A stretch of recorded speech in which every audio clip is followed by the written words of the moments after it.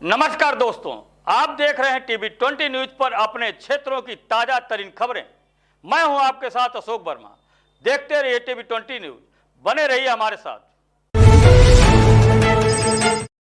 अम्बेडकर नगर के अकबरपुर चीनी मिल द्वारा की जा रही मनमानी पर भड़के गन्ना किसानों ने चीनी मिल गेट पर जाम लगा दिया है। किसानों ने गन्ने से लदी जालियां गेट पर रोकी। चीनी मिल पर गन्ना किसानों ने शोषण करने का आरोप लगाया। अब तक सैकड़ों किसानों ने रोगी गन्ना बताकर लदी टालियों को वापस कर चुके हैं। समस्या के निदान न होने तक सभी किसानों ने गन्ना न की देने पर मांग पर अड़े रहे। गन्ना न मिलने पर बंद हो सकती है अकबरपुर चीनी मिल। अधिकारियों और कर्मचारियों में हड़कंप मचा हुआ है। रहा है वो सबके हित के लिए। बिल्कुल नहीं, ये केवल किसानों बिल्कुल नहीं। ये चीनी मिल जो है, जो यहाँ के माननीय श्री डीएम जी आए हैं, सारे किसान को शोषण कर रहे हैं। सही है। और जो कर्मचारी और अधिकारी जो हैं, उनसे कोई मतलब नहीं। लेकिन हम अपनी लड़ाई के लिए बात रखेंगे। अरे हम लोग 10 दिन यहीं बैठे हैं। रजिस्टर में इनके रजिस्टर में जो किसान भाई गन्ना वापस गया है, उनका टेलीफोन करके उनको भी बुलाया जाए।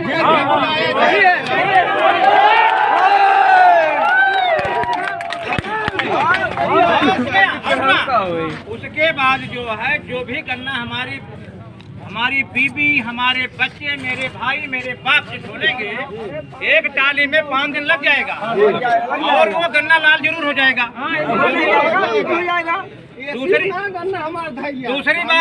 दूसरी बात जो भी हम लोग लेबर से गन्ना छुड़वाएंगे, हमारे किसान भाइयों के पास 5,000 रुपया नहीं है, वो स्वयं छोड़ लेंगे। जो किसान भाइयों के पास पैसा है वो गन्ना छोड़ कर लाएंगे। उनको कहेंगे घोड़ा है, हाथी है, लड़वा है, जंगल है।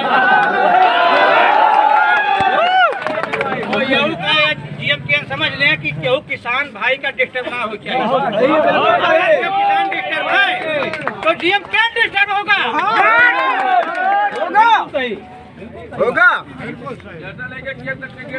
आ जाए। आजमगढ़ की सगड़ी तहसील के पूरा पार गांव निवासी राजू देवी पत्नी लक्ष्मीराम ने जिलाधिकारी सगड़ी को प्रार्थना पत्र के माध्यम से अवगत कराया था कि पीड़ित की भूमि पर विपक्षियों द्वारा कब्जा किया गया है, जिसको मुक्त कराकर पीड़ित को उसका हक दिलाया जाए। जिस पर जिलाधिकारी सगड़ी ने आदेश किया था कि जमीन की पैमाइश कर पत्थर काट दिया जाए। जिसके बाद मौके पर पहुंचे राजस्व कर्मी लेखपाल और अन्य कर्मचारियों ने पैमाइश के बाद पत्थर काट दिया, लेकिन उसके बाद विपक्षी पत्थर उखाड़ कर फेंक दिए और जमीन पर कब्जा नहीं करने दे रहे हैं। यही घटना पहली बार नहीं बल्कि इसके पहले भी हो चुकी है। इस बार पुनः पैमाइश के बाद जब पत्थर गाड़ा गया तो विपक्षियों ने पत्थर को उखाड़ कर फेंक दिया। जिसके बाद लक्ष्मीराम के पुत्र सोनू ने पुलिस का सहारा लिया और जीयनपुर कोतवाली पुलिस को सूचना दी। मौके पर पहुंचे जीयनपुर कोतवाली यादवेंद्र पांडे ने निरीक्षण किया और न्याय दिलाने की बात कही।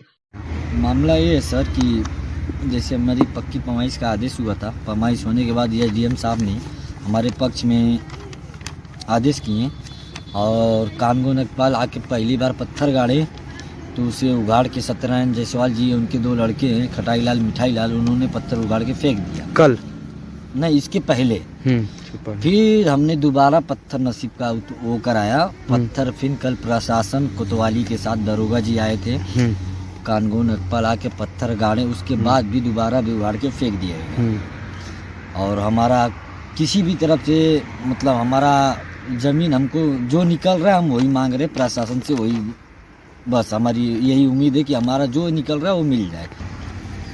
और रही बात ये कि हमने आधा ज़मीन कब्जा कर लिया है।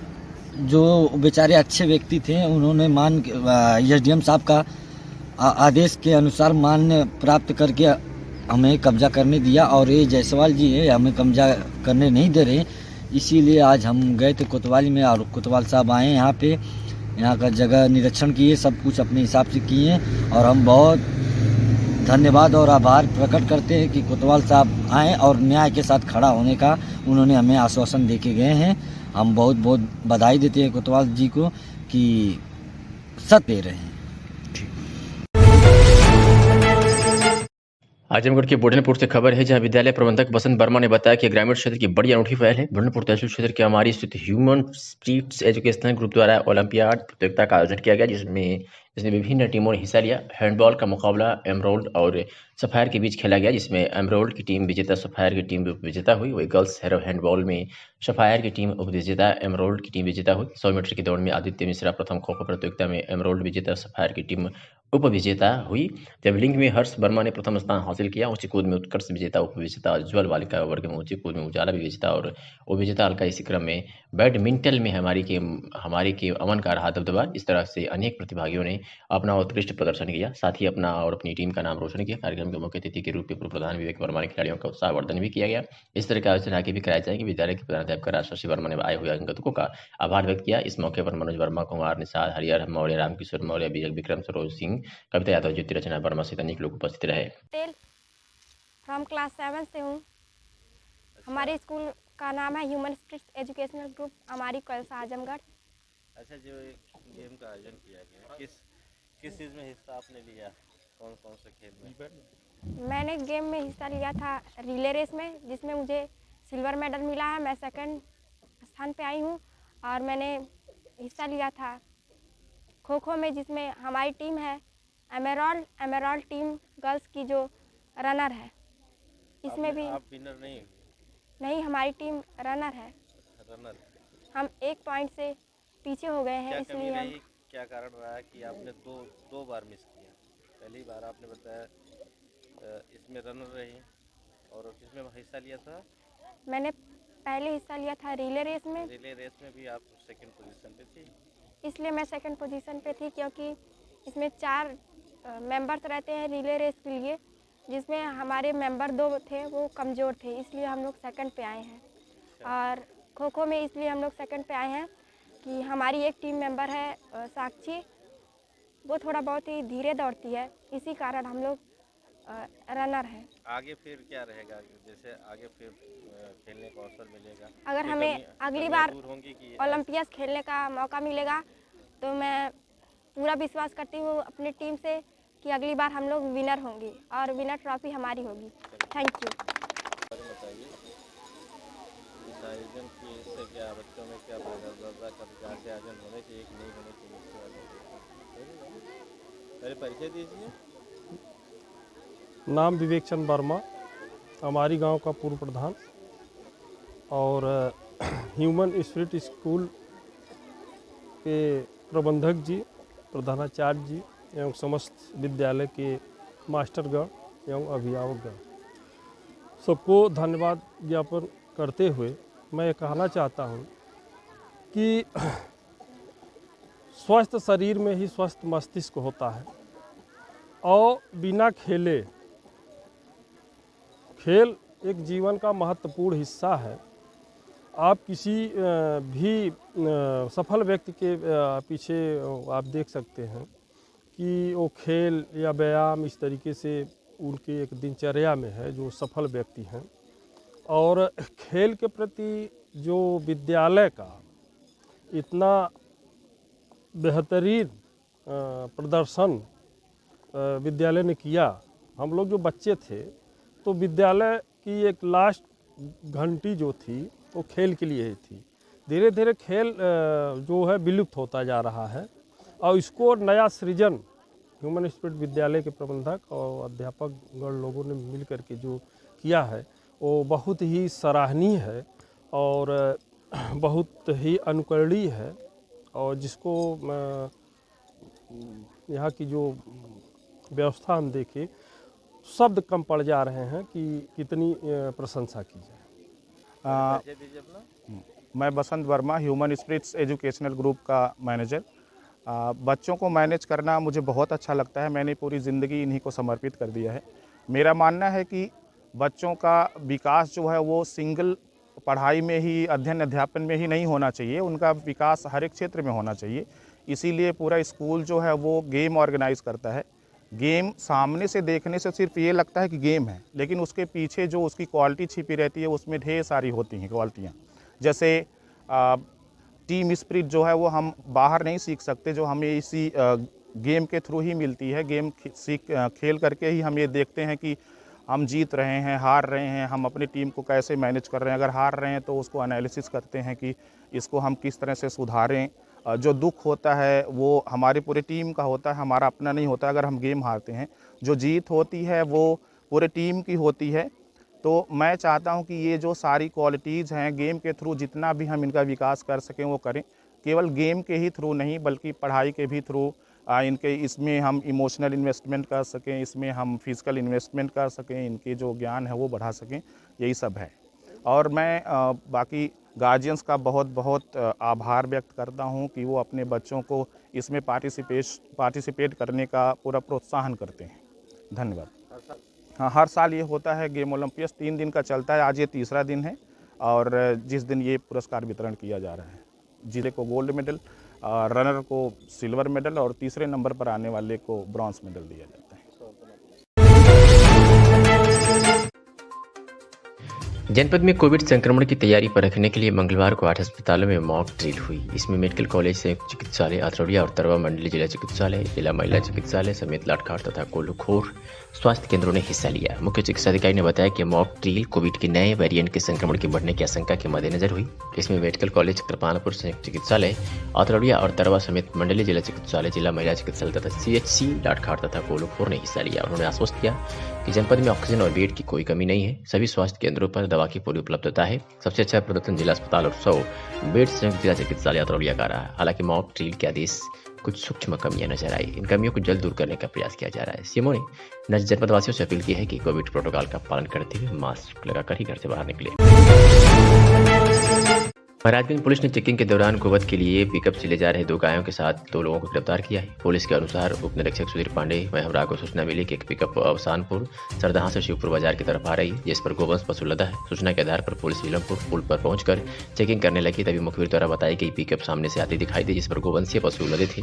पुलिस ने घेराबंदी कर पिकअप को पकड़ लिया तथा उसमें बैठे 2 व्यक्तियों को भी पकड़ लिया। पुलिस के अनुसार पकड़े गए व्यक्तियों ने अपना नाम स्वारथ यादव उम्र करीब 52 वर्ष व शंकर कुमार उम्र करीब 25 वर्ष बताया। पुलिस के अनुसार पकड़े गए व्यक्तियों की पिकअप वाहन में 2 गाय लदी थी। बरामद पिकअप वाहन को सीज किया गया था। गिरफ्तारी व बरामदगी के आधार पर दोनों के विरुद्ध थाना स्थानीय गोवध निवारण अधिनियम के तहत मुकदमा पंजीकृत कर गिरफ्तार अभियुक्तों को चालान न्यायालय भेज दिया गया। शीतकालीन भ्रमण के अंतर्गत जिलाधिकारी विशाल भारद्वाज व वरिष्ठ पुलिस अधीक्षक अनुराग आर्य द्वारा थाना कोतवाली फूलपुर का स्थलीय निरीक्षण किया गया। इस दौरान थाना प्रांगण में अधिकारियों, कर्मचारियों, सिपाहियों, महिला आरक्षी, चौकीदार, लेखपाल, राजस्व निरीक्षक एवं आबकारी टीम के साथ बैठक की गई। इस अवसर पर जिलाधिकारी ने कहा कि पुलिस बल, राजस्व व आबकारी टीम संयुक्त रूप से एक दूसरे का सहयोग कर अवैध शराब, मादक पदार्थ की बिक्री करने वालों पर कार्रवाई करें। उन्होंने कहा कि अवैध शराब या अन्य नशीला पदार्थ की बिक्री करने वालों को पुलिस राजस्व टीम व आबकारी की टीम अपने दायित्व का निर्वहन करे। उन्होंने कहा कि गांव में पंचायत भवन बने हैं व पंचायत कार्यालय बना है। लेखपाल रोस्टर के अनुसार बीट के सिपाही अन्य के साथ पंचायत कार्यालय पर ग्रामीणों की समस्या का निस्तारण करें और ऐसे व्यक्तियों को चिन्हित करें जो आपका सहयोग कर सकते हो। उन्होंने कहा कि ठंड और कोहरे पर विशेष ध्यान रखें और दुर्घटना किसी में दशा में न हो। लोगों को जागरूक रहें। अधिक कोहरे पड़ने पर उन्हें सुरक्षित जगह रखकर कोहरे कम होने पर आगे की यात्रा करने को प्रेरित करें। साथ ही ठंड से आम आदमी को सुरक्षित स्थान, रैन बसेरा पर ठहरने की व्यवस्था कर उचित समय पर यात्रा करने को कहें। ठंड से कोई घटना नहीं होनी चाहिए। उन्होंने कहा कि क्षेत्र में नगर पंचायत चुनाव के समस्त तैयारियां पूर्ण कर लें, बूथ चिन्हित कर उसका निरीक्षण कर लें। आजमगढ़ में नगर क्षेत्र में नो वेटिंग जोन में पटरियों पर अतिक्रमण किए दुकानदारों के खिलाफ मंगलवार को अभियान चलाया गया, जिससे दुकानदारों में हड़कंप मच गया। जानकारी के बाद व्यापार मंडल के पदाधिकारी भी पहुंचे और मांग किया कि पटरियों पर दुकान लगाकर जीवन यापन करने वालों को प्रशासन रियायत दे। मंगलवार को नायब तहसीलदार के नेतृत्व में टीम ने नो वेंडिंग जोन पटरियों पर अतिक्रमण कर दुकान लगाने वाले दुकानदारों के खिलाफ अभियान चलाया। सबसे पहले टीम चर्च चौराहे से नरौली जाने वाली मार्ग पर दोनों पटरियों पर दुकान लगाए दुकानदारों को हटाना शुरू किया तो दुकानदारों में हड़कंप मच गया। इस दौरान टीम ने दोनों पटरियों से दुकानदारों को हटाया। नायब तहसीलदार नीरज त्रिपाठी ने बताया कि नो वेंडिंग जोन में पटरियों पर कब्जा किए दुकानदारों को हटाया जा रहा है। यह व्यस्ततम मार्ग है। वह अतिक्रमण हटाए जाने की सूचना के बाद मौके पर पहुंचे व्यापार मंडल के पदाधिकारी भी मौके पर पहुंचे। उन्होंने प्रशासन की कार्रवाई का विरोध किया। व्यापार मंडल के जिलाध्यक्ष पद्माकर लाल वर्मा का कहना था कि पटरियों पर किनारे लगाए दुकानदारों से अतिक्रमण नहीं हो रहा है, बल्कि वाहनों से सड़क पर खड़े होने से जाम की समस्या उत्पन्न हो रही है। इन छोटे दुकानदारों को जबरन उठाया जा रहा है, ये उचित नहीं है। आज अतिक्रमण हटाया जा रहा है, क्या बताएं सर? आज एसडीएम साहब के आदेश के पालन में कलेक्ट्रेट चौराहे से लेकर के गिरजा करता है सड़क के दोनों तरफ जो भी अवैध अतिक्रमण पाए गए हैं, जिसके कारण आवागमन बाधित हो रहा था, जाम की समस्या हो रही थी, उनको आज हटाए जाने का विशेष कार्यक्रम चलाया गया। आसपास सड़क के दोनों तरफ जो अवैध रूप से पाए गए हैं, चाहे किसी तरह का अतिक्रमण हो, उसको हटाया गया। और क्या दिशा निर्देश दिया गया सर लोगों को? तो दिशा निर्देश ये है कि जो नो वेडिंग जोन है उसमें ये लोग किसी भी हाल में नहीं रह सकते हैं। जो वेडिंग जोन बनाया जा रहा है वहाँ पर ये लोग अपना जा करके परमिशन ले करके अपना विस्थापित करें। इस एरिया में ये लोग नहीं रह सकते। पद्माकर लाल वर्मा और गुट्टू सेठ, व्यापार मंडल जिला अध्यक्ष आजमगढ़। अच्छा, आज अतिक्रमण हट रहा था, आप लोगों ने विरोध किया क्या? सर, ये अतिक्रमण मान लिए किए हैं। अतिक्रमण तो जो रोड पे गाड़ियाँ खड़ी कर रहे हैं अतिक्रमण, ये क्या अतिक्रमण किए? कहाँ जाएंगे कमाने खाने के लिए? जब आए तो जो आएगा अधिकारी वो हटाना शुरू कर देगा। सिर्फ फुटपाथ वाले, ठेला वाले, गुमती वाले, ये हर अधिकारी के आँख में गड़ते हैं। यही बेचारे कमज़ोर आदमी ही गड़ते हैं। उसके लिए क्या आपने बात किया? जब माननीय मुख्यमंत्री जी, माननीय प्रधानमंत्री जी का ये निर्देश हो गया कि लोग को जगह जगह दुकान बना के दिया जाएगा, वेंडिंग जोन बनाया जाएगा, किनारे लोग बेचेंगे, किनारे लोग किए हुए हैं। अब देख कहाँ जाएंगे? 10-10 हज़ार रुपया लोन दिया गया सारे लोगों को। जितने भी हमारे गुमती वाले, ठेला वाले, फुटपाथ वाले 10-10 हज़ार रुपया लोन लिए, उसके बाद 20-20 हज़ार लोन। कहाँ जाएंगे ये लोग बताइए? कि कहाँ इन लोग अगर भेज दिया जाए नदी किनारे कौन कहाँ जाएगा बताइए? वहाँ बस स्टैंड है, बस स्टैंड के पास ये लोग जा क्या करेंगे? तो क्या निर्णय लिया गया? अब निर्णय अब अधिकारी का हटाने के लिए, हम करें रहने के लिए। ये लोग कहें आप डीएम साहब से बात करें, डीएम साहब से बात किया जाएगा, माननीय मुख्यमंत्री जी को ज्ञापन भेजा जाएगा, माननीय प्रधानमंत्री जी को ज्ञापन भेजा जाएगा। अरे इन्हीं के बल पे सरकार है। आज यही गरीबों के बल पे ही सरकार बनी है, यही गरीबों के बल पे सरकार बनी है।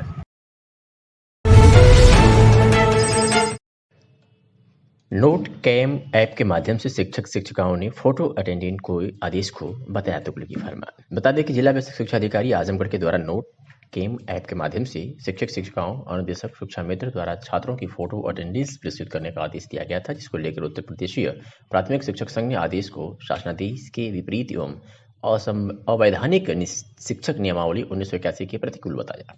आज मंगलवार को शिक्षक संघ द्वारा स्थानीय बीआरसी कार्यालय में उक्त संदर्भ में खंड शिक्षा अधिकारी को ज्ञापन सौंपा, जिसमें यह मांग की गई कि बेसिक शिक्षा विभाग द्वारा बिना संसाधन तथा लैपटॉप रिचार्ज फीस उपलब्ध कराएं ही शिक्षकों से गैर शैक्षणिक कार्य के साथ ही डीबीटी, एमडीएम, उपभोग, दीक्षा एवं प्रेरणा आदि अनेक ऐप डाउनलोड कराकर जबरदस्ती कार्य कराया जा रहा है। तुगलकी फरमान शिक्षकों की निजता का उल्लंघन एवं अपमानित करने का प्रयास है। इस शासनादेश के विरुद्ध अवैधानिक एवं तुगलकी फरमान को जनपद के शिक्षक एवं शिक्षिकाएं मानने के लिए बाध्य नहीं है, अतः इसे जिला बेसिक शिक्षा अधिकारी के आदेश को निरस्त किए जाने की मांग की है। ऐसे नतीजे शिक्षक ने क्या कुछ कहा। शिक्षक संघ यहाँ पे ज्ञापन दिए हैं, किस चीज का ज्ञापन, इसके बारे में बताइए। जैसा कि मतलब सब लोग अवगत हैं इस चीज़ की कि एक सीडीओ साहब के द्वारा एक मौखिक आदेश हुआ है कि एक नोट कैम ऐप के द्वारा सेल्फी खींच 9/15 पे सेल्फी खींच करके इसकी उपस्थिति जो है ऐप पे देना है। इसका हम सभी शिक्षक बंधु, सारे शिक्षक अतरौलिया ब्लॉक के यहाँ बीआरसी पे इकट्ठा होकर के इसका विरोध करते हैं। क्या मांग है, क्या किस लिए आप लोग इसका निकल, इसके बारे में? हाँ बोलिए। हाँ, ये हमारी मांग ये है कि जो ये अनायास हम लोगों को ऊपर थोपा जा रहा है, सरकार का कोई भी संसाधन हमको उपलब्ध नहीं है इस क्रम में, तो हम चाहते हैं सरकार जब सारी सुविधा मुहैया करा देगी, मशीन, बायोमेट्रिक या मोबाइल या लैपटॉप हमको उपलब्ध करा देगी तो हम उपस्थिति देने के लिए तैयार हैं। अगर ये उपलब्ध नहीं कराया जाता है तो आप लोग किस चीज़ तक जाएंगे? क्या हाजिरी आप लोग लगाएंगे कि नहीं लगाएंगे? नहीं, हम लोग तो इसका एकदम खुलेआम विरोध करते हैं और विरोध हमारा संगठन पूरा ऑल ओवर ये आजमगढ़ प्राथमिक शिक्षक संघ इसका पूरा पुरजोर तरीके से विरोध कर रहा है और विरोध हो रहा है, विरोध होगा भी।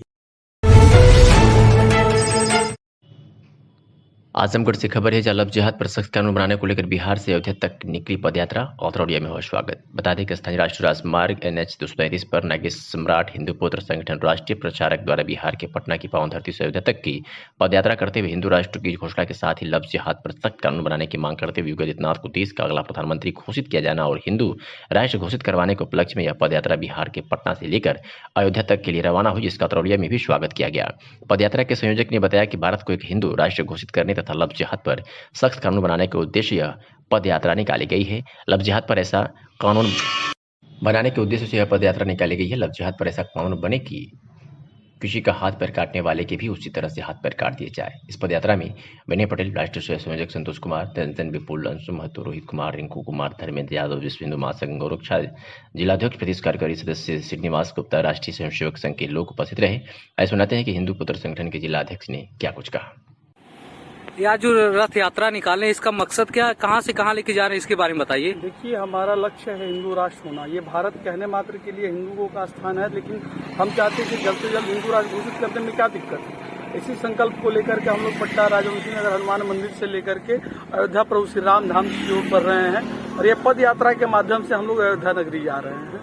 लक्ष्य यही है कि जल्द से जल्द हमारा भारत हिंदू राष्ट्र घोषित हो और जो लव जिहाद का खेल चल रहा है इसके लिए एक अलग नियमावली बने, एक कानून ऐसा बने अगर वो किसी का अंग काटते हैं तो उनको भी अंग काट करके क्षति कर देना चाहिए। ऐसा कानून न्यायाधीश बनाए, न्यायपालिका बनाए।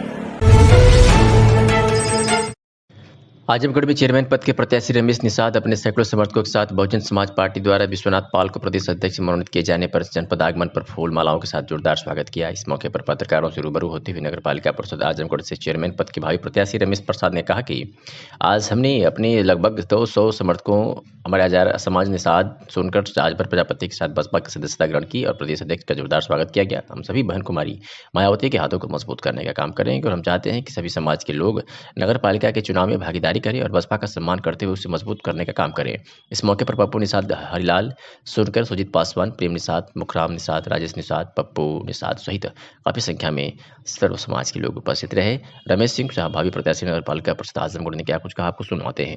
क्या कार्यक्रम रहा है, किसका सम्मान आपने? प्रदेश अध्यक्ष के कार्यक्रम नृत्य में हमारे समाज और सोनकर समाज, पासी समाज, भर समाज, चौहान समाज सभी लोग हमारे साथ जुड़ बढ़ चढ़ के 200 की हिस्सा संख्या में आए और सभी ने पार्टी ज्वाइन किया और हम चाहते हैं कि नगर निकाय चुनाव चेयरमैनी में सब लोग भागीदारी लें और जो भी प्रत्याशी आए चेयरमैन बन के उसे बसपा से भारी मतों से जिताए।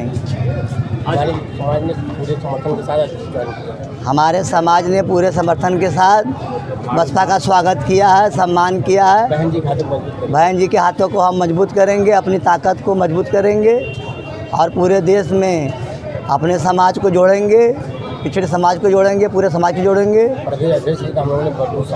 प्रदेश अध्यक्ष का भरपूर स्वागत किया और सम्मान किया और सारे बसपा नेता का सम्मान करेंगे और सम्मान करते रहेंगे। हाँ सर, आज किस लिए सम्मेलन किया जा रहा है, क्या मेन उद्देश्य है? देखिए, सबसे पहले तो बहुजन समाज पार्टी की राष्ट्रीय अध्यक्ष बहन कुमारी मायावती जी, जो हमारे पूर्व मुख्यमंत्री हैं, माननीय बहन जी ने एक कार्यकर्ता को प्रदेश अध्यक्ष की जिम्मेदारी सौंपने का काम किया। इसलिए बहन जी का बहुत बहुत आभार प्रकट करता हूं, धन्यवाद देता हूं। और जिस दिन से मुझे अध्यक्ष बनाया बहन जी ने, उसी के 2 दिन के बाद से लगातार मेरा कार्यक्रम चल रहा है। मैं अभी देवी पाटन मंडल, फैजाबाद मंडल से शुरू हुआ था, फिर बस्ती मंडल, गोरखपुर, आज आजमगढ़ में हूँ। मैं अपने कार्यकर्ताओं के बीच में जा करके, क्योंकि ये जो विधानसभा का चुनाव हुआ था, इस चुनाव में हमारे कार्यकर्ताओं को गुमराह करने का काम किया गया था और उस चीज़ को जो गुमराह किया गया था, तो जो सही बात है, असली बात है, मैं अपने कार्यकर्ताओं को बता करके अब फिर से इनको मजबूती के साथ, जो ओबीसी समाज है, सबसे ज़्यादा गुमराह हमारे ओबीसी समाज को किया गया था और उनको सब इकट्ठा करके बहुजन समाज पार्टी को मजबूत करने का काम कर रहा है। किस तरह का गुमराह किया गया था? पैसा प्रलोभन देके कि नहीं, पैसे का प्रलोभन दे करके नहीं, ये कहा गया कि बहुजन समाज पार्टी बीजेपी की बी टीम है, बहुजन समाज पार्टी डमी है। लेकिन आपको मालूम होना चाहिए कि बहुजन समाज पार्टी के आज कितने सांसद हैं? 10 सांसद हैं। 10 सांसद वाली पार्टी को डमी दिखाया और 5 सांसद वाली पार्टी को लड़ाई दिखाया गया। इस देश में राष्ट्रीय पार्टी बहुजन समाज पार्टी को डमी दिखाया जाता है और क्षेत्रीय पार्टी को लड़ाई में दिखाया जाता है। 26% बेस वोट और जिनके साथ अलग से सर्व समाज है, उसको डमी और बीजेपी की बी टीम बताया जाता है और जिसका कोई आधार नहीं, उसको लड़ाई दिखाई जाती है। ये गुमराह नहीं किया गया था। आप बताओ कि 10 सांसद वाली पार्टी मजबूत है कि 5 वाली मजबूत है? अब उनके 3 हो गए हैं। राष्ट्रीय पार्टी मजबूत है, क्षेत्रीय पार्टी मजबूत है और जिसके पास बेस 26% मजबूती से है, ओबीसी समाज, मुस्लिम समाज जुड़ा है, वो मजबूत है कि जो एक चंद चालक छोटी सी जातियों को लेकर के लड़ाई में है, वो मजबूत है। तो ये गुमराह करने का काम किया गया था और इसमें विपक्षी पार्टियां भी थी और भी बहुत से सिस्टम जो प्रचारक के हैं, उन लोगों को भी हाथ इसमें बुरी तरह रहा है। तो किस तरह अपने लोगों को? हमारे कार्यकर्ता, पूरा ओबीसी समाज, पूरा माइनॉरिटी समाज, मुस्लिम समाज और हमारा शेड्यूल कास्ट समाज और न्याय पसंद लोग, ब्राह्मण, क्षत्रिय, वैश्य समाज के लोग भी, वो समझ गए हैं कि हमको गुमराह किया गया था। आने वाले समय में चाहे वो नगर पंचायत, वार्ड पंचायत का, पार्षद का, मेयर का चुनाव होगा, चाहे आने वाली लोकसभा होगी, पूरे चुनाव में बहुजन समाज पार्टी बढ़ चढ़ के हिस्सा लेगी और रिजल्ट सबसे अच्छा बहुजन समाज पार्टी का आएगा। जनपद आजमगढ़ में ठेकेदार जिलाधिकारी कार्यालय पर ज्ञापन सौंपने आए कोटेदार विजय कुमार राय ने बताया कि कोटेदारों को इस माह PMGKY का राशन ठेकेदारों द्वारा मात्र 70% ही पहुंचाया गया है, परंतु ब्लॉक पलहनी में दर्शिका ट्रांसपोर्ट द्वारा मात्र 46% ही राशन उठाया गया है, जबकि शासन द्वारा वितरण दिनांक 22 दिसंबर से ही प्रारंभ कर दिया गया है और अंतिम तिथि 31 दिसंबर है, जब एक गांव में वितरण शुरू हो जा रहा है। तब तो अलग बगल के गांव के कार्ड धारक कोटेदार से राशन के लिए विवाद करने लगते हैं। दर्शिका ट्रांसपोर्ट के मनमाने तरीके से राशन की उठान के कारण पहले भी भारतीय जनता पार्टी के जिलाध्यक्ष लालगंज ऋषिकांत राय को एक ज्ञापन दिया गया था, जिस पर जिलाध्यक्ष द्वारा भारतीय जनता पार्टी के प्रदेश अध्यक्ष भूपेंद्र सिंह को लिखित तौर पर उक्त ठेकेदार के कार्यप्रणाली की शिकायत की गई थी, जिसकी जांच अभी चल रही है। अभी तक ठेकेदार के खिलाफ कोई कार्रवाई नहीं की गई है। ठेकेदार से द्वारा निम्न प्रकार के राशन का उठान व वितरण में लापरवाही की जा रही है। ठेकेदारों द्वारा राशन उठान के दिन पर्याप्त संख्या में गाड़ी नहीं लगाया जा रहा है। कुछ ठेकेदारों द्वारा रूट चार्ट के अनुसार राशन का उठान नहीं किया जा रहा है। पिछले महीने दर्शिका ट्रांसपोर्ट के प्रतिनिधियों द्वारा रूट चार्ट के अनुसार जिस ग्रुप का राशन उठाया गया उसको राशन 9 देकर दूसरे ग्रुप के कोटेदारों को राशन दे दिया गया। इस माह अभी तक मात्र 46% ही उक्त ठेकेदार द्वारा राशन की उठान की गई है। दर्शिका ट्रांसपोर्ट के प्रतिनिधियों द्वारा मनमाने तरीके से राशन की निकासी कोटेदारों को दी जा रही है। एक निश्चित स्थान से कोटेदारों को राशन दिया जा रहा है, बोरे का वजन नहीं दिया जा रहा है, एक पल्लेदारी भी ली जा रही है। एक निश्चित स्थान पर बुलाकर कोटेदारों का शोषण किया जा रहा है। बार बार शिकायत करने के बाद भी कुछ ड्राइवर द्वारा गेहूं का बोरा भिगोकर कोटेदार को दिया जा रहा है। राशन उठान का SMS कभी कभी नहीं आता है, जिससे जानकारी नहीं हो पाती है कि राशन आया कि नहीं। अतः उपरोक्त समस्याओं का निराकरण कराने की मांग की है। विजय कुमार राय कोटेदार ने क्या कुछ कहा, सुनिए। मैं विजय कुमार राय कोटेदार संघ जिलाध्यक्ष। हम लोग DM साहब को ज्ञापन दिए हैं कि जनपद आजमगढ़ की उठान PMGKY की मात्र 70% ही हुई है, जबकि वितरण की डेट 31 लास्ट है। और पलहनी ब्लॉक की ज़्यादा समस्या है, यहाँ मात्र 46% ही उठान हुई है, जबकि डेट 31 तारीख लास्ट है इसकी।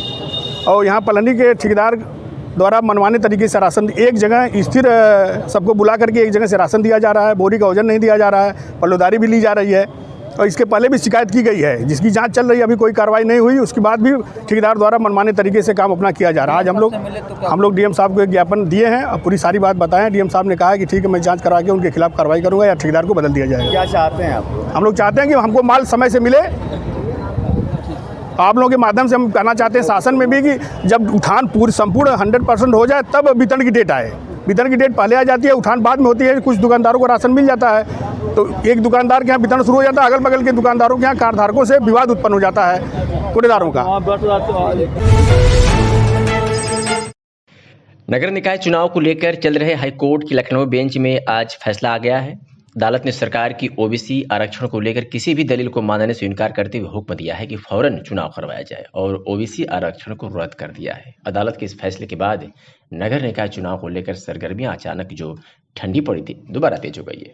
गौरतलब हो कि अदालत ने सुनवाई के दरमियान राज्य निर्वाचन आयोग को चुनाव की इस अधिसूचना जारी करने पर रोक लगा दिया था। सुनवाई के बाद अदालत ने कहा कि जब तक ट्रिपल टेस्ट न हो तब तक OBC आरक्षण नहीं होगा। कोर्ट ने बिना आरक्षण के तत्काल चुनाव कराने के निर्देश दिए हैं। बताते चले कि इस प्रकरण में याचिकाकर्ता ने कहा था कि निकाय चुनाव में OBC आरक्षण एक प्रकार का राजनीतिक आरक्षण है। इसका सामाजिक, आर्थिक अथवा शैक्षिक पिछड़ेपन से कोई लेना देना नहीं है।